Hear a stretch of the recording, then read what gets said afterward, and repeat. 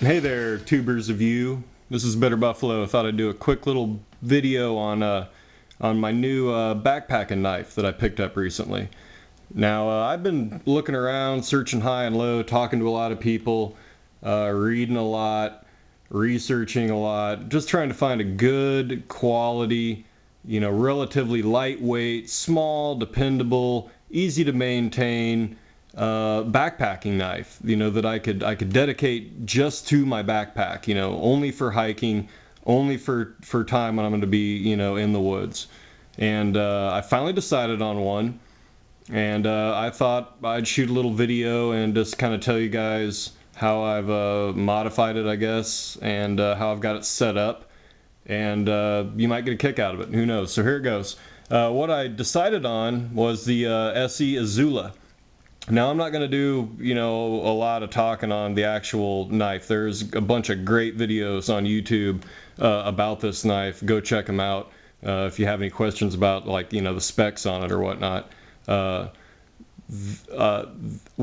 I was really looking for, my criteria, I guess, is that I wanted something that was,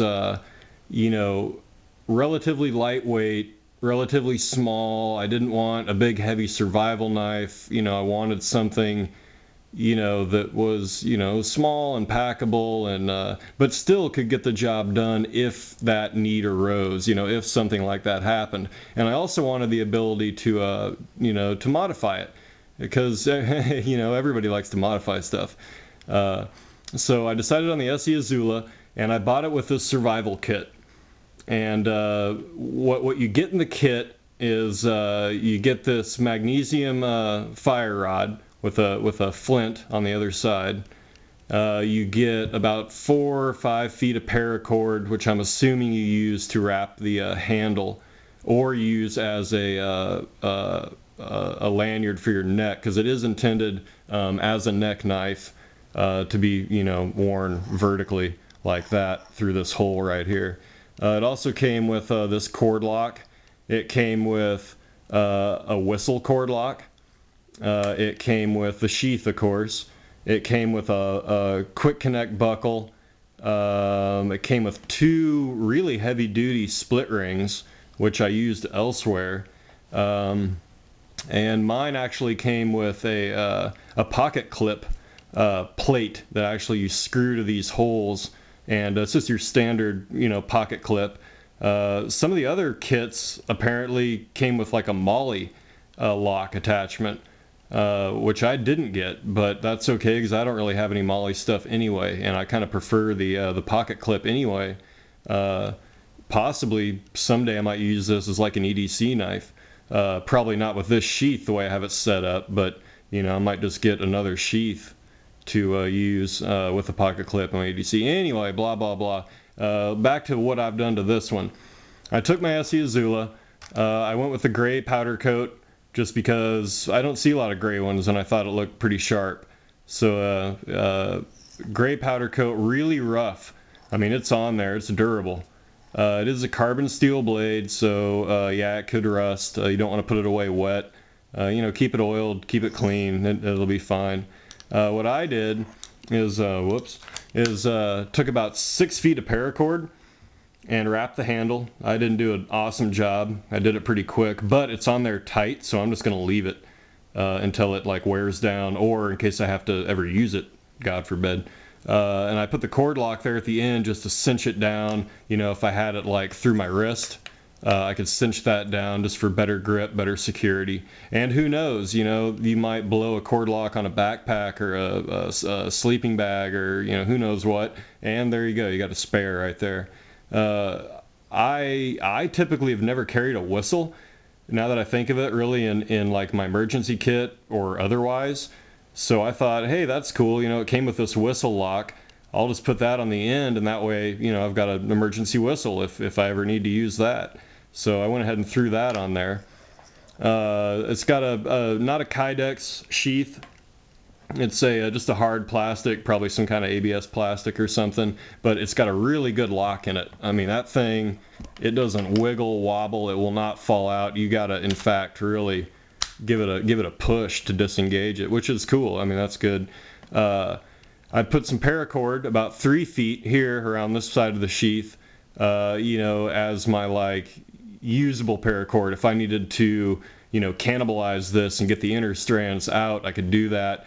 Use that for maybe a fire starter material, maybe to stitch or sew something, maybe fishing line, who knows? I mean, paracord, there's a million uses for paracord. So I got about 3 feet-ish or something on there. I've also got a small band of a shock cord that I wound around there. Right there, you can kind of see it rising up. My intention for that is to someday find a sharpening device that I could slide under there, so I could have a way to sharpen the knife right here on the knife, on the sheath. But I haven't been able really to find anything. So if anybody knows of one that's, about 2 inches long by 1.5 inches, 2 inches wide, let me know if you got any ideas, because I sure would like to hear it, because I'd like to integrate, some kind of sharpener on there. But you could put really anything on there. You could even put like a quick tender, maybe a small signal mirror, maybe a small compass you could wedge in there, or tie into it, I guess, somehow. So yeah, you got lots of options there.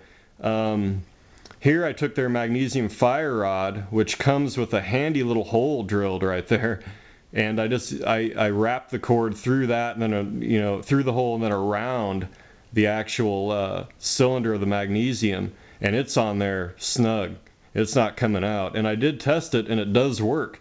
So there you go. I've got a secondary fire source right there on the knife.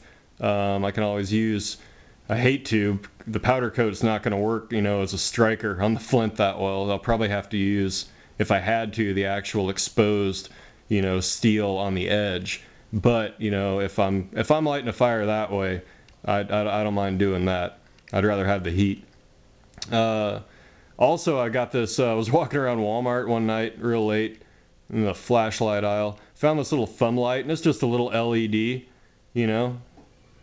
so I figured, yeah, man, I'll put a little flashlight on my knife. It doesn't weigh anything, and I got some heavy duty adhesive and stuck him on there.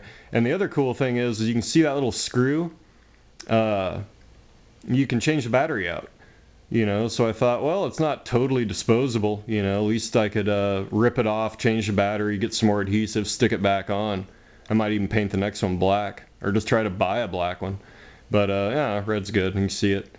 So there you go. That's pretty much it, I guess. That's what I've got going on in my little Esee Izula knife. And I'd like to add also that by utilizing this on my knife, I got rid of my Light My Fire steel. I totally leave it at home now because I got this, and it's much smaller, much lighter, and I'd rather have it, in an emergency type unit like this. I've got a cutting edge, I've got rope, I've got a cord lock, I've got an emergency whistle, I've got emergency light if I need it, and it's to me it's just a really cool package, for everything to be together. Oh, and let's check the weight, see what it weighs in at. It's really, really light, I think. I mean, there's always something lighter, there's always something heavier. It pretty much boils down to like, what you want to go for. 4 ounces on the nose, for all that. I figure you got a fire device, you've got, emergency light if you need it, you've got a signaling device if you need it.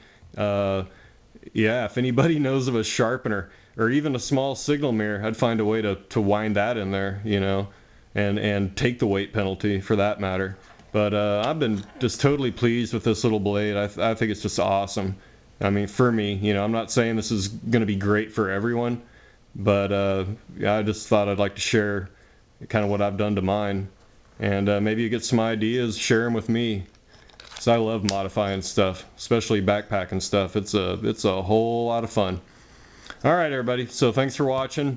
Leave your comments. Take care. Have fun in the woods. Bitter Buffalo signing off. See ya.